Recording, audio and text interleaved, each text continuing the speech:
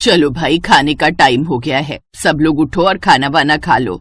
और दिया, तुम भी जाकर हाथ मुंह धो लो और बाहर आ जाओ, मैं तब तक खाना लगाती हूँ। जी मम्मी जी। और ये दीपक कहाँ चला गया? इसको तो जब देखो बस काम काम और काम। अभी थोड़ी देर पहले कमरे में आए तो थे। अच्छा? हाँ, अपने बैग से लैपटॉप निकाला और फिर बाहर चले गए।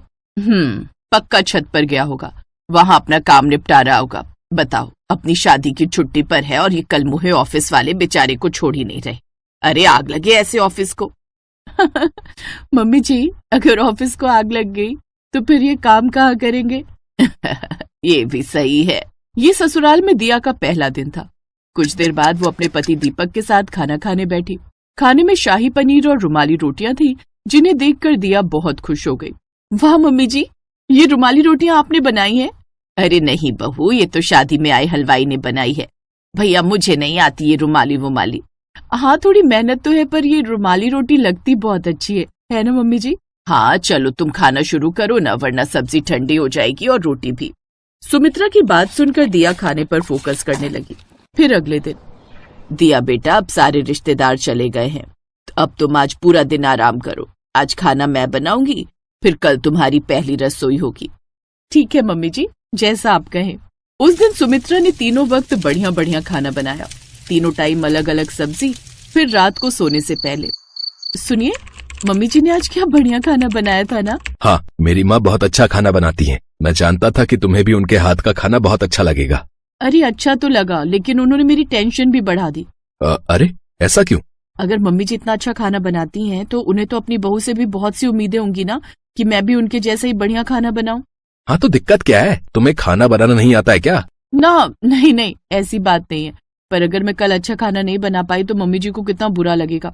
अब कसम से, अगर कल खाना अच्छा नहीं बनाना तो मैं अपने मायके भाग जाऊंगी, फिर आप कुछ दिन बाद मुझे लेने आ जाना। अरे यार, कितना डर रही हो तुम, मुझे तुम पर पूरा भरोसा है। पर आपने तो मेरे हाथ का खाना अब तक खाया भी नहीं। अब हाँ, वो तो है। तुम एक काम करो, फोन से वीडियो देखकर एक दो बढ़िया रेसिपी सीख लो और वही डिश कल बना लेना, ठीक है ना? हाँ, ये अच्छा आइडिया दिया आपने। दीपक अच्छा लड़का था, उसने दिया की परेशानी का बढ़िया उपाय दिया था। थोड़ी देर बाद दीपक और दिया दोनों मोबाइल में बढ़िया बढ़िया डिशेस देखने लगे। और फिर अगले दिन, बहू उठ गई क्या? हाँ मम्मी जी। चलो फिर मेरे साथ, आज तुम्हारी पहली रसोई है ना, तो सबसे पहले चलकर भगवान जी का आशीर्वाद ले लो। हाँ मम्मी जी, चलिए। पूजा करने के बाद दिया रसोई में चली गई और खाना बनाने लगी। तभी उसकी सास सुमित्रा फिर से उसके पास आती है। मैं और तुम्हारे पापा बाहर टीवी देख रहे हैं, तुम्हें कोई भी मदद चाहिए तो मुझे आवाज लगा लेना, ठीक है? देखो, यहाँ इस तरफ सारे मसाले हैं और वहाँ दालें और बाकी सामान, ठीक है ना? जी जी, ठीक है मम्मी जी। सुमित्रा के जाते ही दिया ने अपना माथा पकड़ लिया। दरअसल उसे सारी सब्जियां तो बनानी आती थी, पर रोटी बनाने में उसका हाथ तंग था।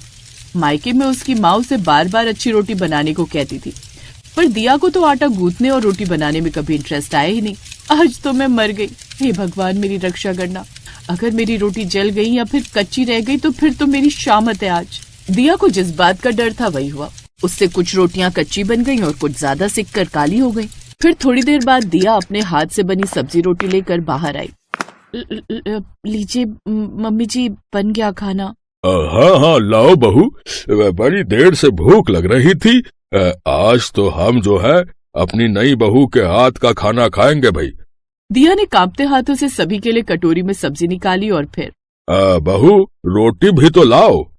वो पापा जी, पहले सब्जी खाकर देखिए ना, मैंने बिल्कुल अलग स्टाइल में बनाई, आपको अच्छी लगेगी। फिर बाद में खाते हैं ना रोटी। हाँ, पर बिना रोटी के सब्जी कैसे खाएंगे बेटा? लाओ रोटियां दो।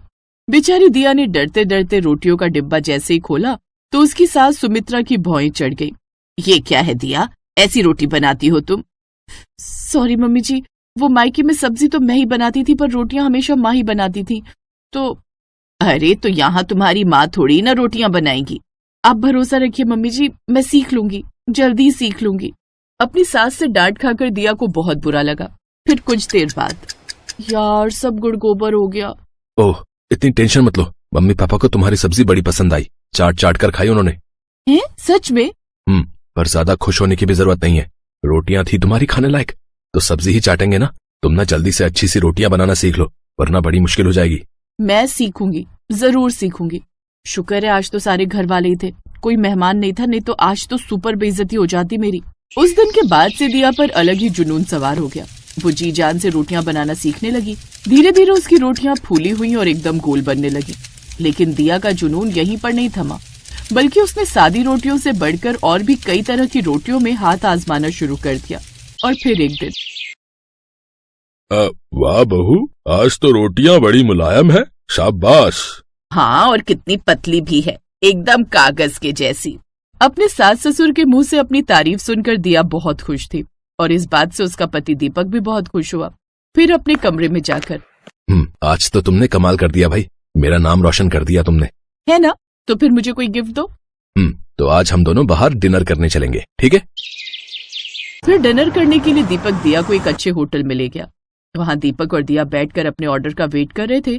तभी दीपक की नजर वहां बैठे एक परिवार पर गई, जिसमें एक सास ससुर और उनके बेटा बहू थे। उन्हें देखकर दीपक थोड़ा असहज हो गया और फिर, क्या हुआ, आप इन्हें जानते हैं क्या? हाँ, ये मेरे सगे ताऊजी और उनका परिवार है। क्या? अरे आपने पहले कभी बताया नहीं।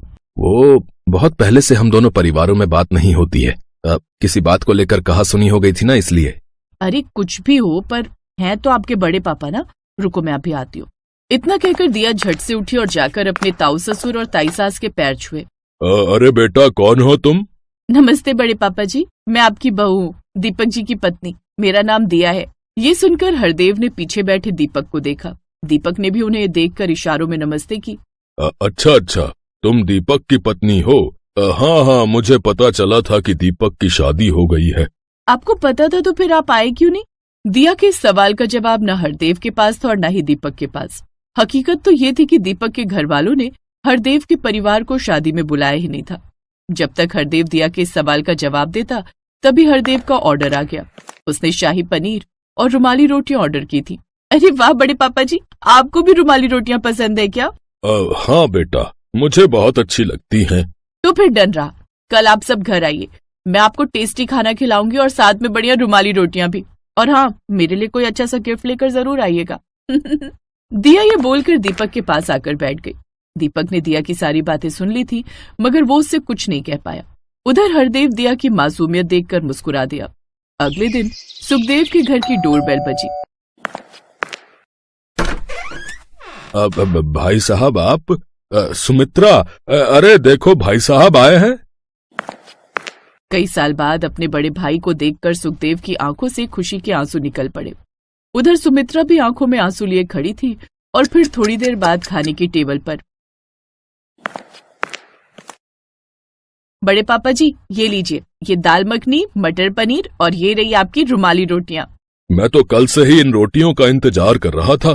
फिर जैसे ही हरदेव ने रुमाली रोटी का पहला निवाला चखा, भाई वाह, कमाल कर दिया बेटा। मैं तो कम से कम 8 रोटी और खाऊंगा। हाँ, अपने सुक्कड़ ससुर से पूछ ले, इसको एक और रोटी चाहिए या इसी एक में हो जाएगा। हरदेव की बात सुनकर सभी लोग हंसने लगे। दिया के प्यार और उसकी गर्मा गर्म रुमाली रोटियों ने एक बार फिर एक परिवार में प्यार की गर्माहट भर दी थी। एक बार फिर एक टूटे परिवार को जोड़ दिया था और इसके लिए सभी उसे आशीर्वाद दे रहे थे। काव्या की शादी बड़ी धूमधाम से संपन्न हुई और वो अपने ससुराल आई। ससुराल में उसे बहुत प्यार मिला, लेकिन शादी से पहले से ही वो एक बात से हमेशा टेंशन में रहती थी। उसने सुना था कि जेठानियां बहुत तेज होती हैं और देवरानी की बिल्कुल मदद नहीं करती। सासू माँ ने काव्या को रोटियां बनाने को कहा तो काव्या परेशान हो गई। काव्या की जेठानी सविता, जो घर की बड़ी बहू थी, हर काम में निपुण थी, खासकर रोटियां बनाने में। मैं क्या करूं, अब तो सासू माँ ने मुझे भी रोटियां बनाने के लिए बोल दिया है, पर मैं यहाँ पर किसी से ये भी नहीं कह सकती कि मुझे मुलायम रोटियां बनानी नहीं आती। घर पर तो मैं जब भी रोटियां बनाती थी तो मेरी रोटी सूख जाती थी। यहाँ भी मैंने कोशिश की है, पर मुझे नहीं लगता कि मैं मुलायम रोटियां बना पाऊंगी। घर पर तो मम्मी संभाल लेती थी, मैं तो सिर्फ सब्जी बनाती थी। रोटी का काम मम्मी के जिम्मे था, पर यहाँ पर तो सासू माँ ने मुझे ही रोटियां बनाने के लिए बोल दिया है। अब रात की रोटियां मैं कैसे बनाऊं, मुझे कुछ समझ नहीं आ रहा, क्या करूंगी। सविता दीदी से पूछना भी ठीक नहीं लगेगा, कहीं वो मेरा मजाक ही ना उड़ा दे कि मुझे मुलायम रोटी बनानी नहीं आती। एक बार कोशिश करती हूँ, शायद बन जाए। काव्या ने किसी तरह रोटियां बनाई, लेकिन वो रोटियां सूख गईं। हे भगवान, अब मैं क्या करूं? मेरी रोटियां तो बिल्कुल सूखी हुई लकड़ी जैसी बनी है। ये रोटियां अगर माँ, बाबूजी, जेठ जी और आशीष ने खाई तो सब मुझ पर हंसने वाले। एक काम करती हूँ, फोन में कोई वीडियो देखती हूँ, शायद समझ में आ जाए। काव्या इंटरनेट पर वीडियो देखती है जिसमें बताया गया था कि आटे में थोड़ा सा मैदा मिलाने से रोटियां मुलायम बनती हैं। क्यों ना मैं भी ये तरीका आजमाऊं। काव्या को मुलायम रोटियां बनाने का तरीका मिल गया था और आटे में मैदा मिलाने लगी। ये तो बहुत थोड़ा रहेगा, मुझे तो ज्यादा रोटियां बनानी है। एक काम करती हूँ, आधा आटा और आधा मैदा ले लेती हूँ तो और मुलायम रोटियां बनेंगी। काव्या चोरी छुपे आटे में मैदा मिलाकर रोटियां बनाती है। रोटियां मुलायम बन जाती हैं और परिवार के सदस्य उसकी तारीफ करने लगते हैं। काव्या बहू, रोटियां तो बहुत मुलायम हैं। हाँ बहू, रोटियां वाकई में बहुत मुलायम बनी है। काव्या, तुम्हारी रोटियां मुलायम तो बनी है, पर साथ में इतनी सफेद बनी है मानो हम नान खा रहे हों। काव्या घबरा जाती है। वो ये तो बस। काव्या, आशीष को तो आदत है मजाक करने की, पर रोटियां बहुत बढ़िया बनी है। ऐसे ही रोटियां बनाया करो। मजाक कर रहा था, रोटियां बहुत टेस्टी बनी है काव्या। आशीष की बात सुनकर काव्या मुस्कुरा देती है। उस दिन बात खत्म हो गई, पर एक दिन सविता मछली बनाने के लिए ड्रम में मैदा ढूंढ रही थी। तभी उसने देखा मैदे का ड्रम खाली है। मैंने तो कुछ दिन पहले ही मैदा मंगवाया था, पर मैदे का ड्रम खाली क्यों है? मैंने तो मैदे का कुछ भी नहीं बनाया। हो सकता है खत्म हो गया हो। एक काम करती हूँ, मैदे के साथ आटा भी देख लेती हूँ। दोनों चीज एक साथ राशन से मंगवा लूंगी। ये आटा कुछ अलग क्यों लग रहा है? ऐसा लग रहा है आटे में मैदा मिला हुआ है। कहीं काव्या आटे में मैदा तो नहीं मिलाती? तभी उस दिन देवर जी बोल रहे थे कि रोटियां सफेद हैं। हो ना हो जरूर ऐसा ही है। मुझे काव्या से पूछना होगा। मैदे की रोटियां तो हम सबके लिए बहुत नुकसानदायक है। तभी काव्या आ जाती है। सविता उससे इस बारे में पूछती है। काव्या, सच बताओ, क्या तुमने आटे में कुछ मिलाया है? दीदी, मैंने उसमें थोड़ा सा मैदा मिलाया था ताकि रोटियां मुलायम बन सकें। पर क्यों काव्या, तुमने मैदे की रोटियां क्यों बनाई? ज्यादा मैदा खाने से स्वास्थ्य पर भी बुरा असर पड़ सकता है। मुझे माफ कर दीजिए दीदी, मुझे नहीं पता था कि इससे स्वास्थ्य पर असर पड़ेगा। वो दीदी, जब भी मैं रोटियां बनाती हूँ रोटियां सूख जाती हैं। मैंने इंटरनेट पर देखा था कि मैदे की रोटियां मुलायम बनती हैं। अरे ऐसा कुछ नहीं है, गेहूं के आटे की बनी रोटियां भी मुलायम होती हैं। बस सही तरीके से आटा गूंथना आना चाहिए। अगर तुम्हें गेहूं के आटे की मुलायम रोटी बनानी नहीं आती थी तो मेरे से पूछ लेती, मैं तुम्हें सिखा देती। दीदी, वो मैंने तो सुना था कि जेठानियां बहुत गुस्से वाली होती हैं। सॉरी दीदी, वो मैं थोड़ा घबरा गई थी। काव्या, ये सब किस्से कहानियों में होता है कि देवरानी जेठानी लड़ाई करते हैं। सच तो ये है कि मैं तुम्हें अपनी छोटी बहन की तरह मानती हूँ। मुझसे एक बार पूछती तो सही। चलो, मैं तुम्हें सही तरीके से रोटियां बनानी सिखाती हूँ। थैंक यू भाभी। अरे इसमें थैंक यू की क्या बात है? तुम मेरी अपनी छोटी बहन की तरह हो। देखो, आटे को अच्छे से गूंथो और पानी को धीरे धीरे मिलाओ। ऐसे रोटियां मुलायम और स्वादिष्ट बनेंगी। सविता काव्या को सही तरीके से आटा गूंथ कर रोटियां बनाना सिखाती है। कुछ दिनों बाद काव्या भी सविता की तरह मुलायम रोटियां बनाना सीख जाती है। परिवार में किसी को भी इस बारे में कुछ पता नहीं चलता कि उन्होंने मैदे की रोटियां खाई थी। इससे परिवार में खुशी और प्रेम भी बना रहा।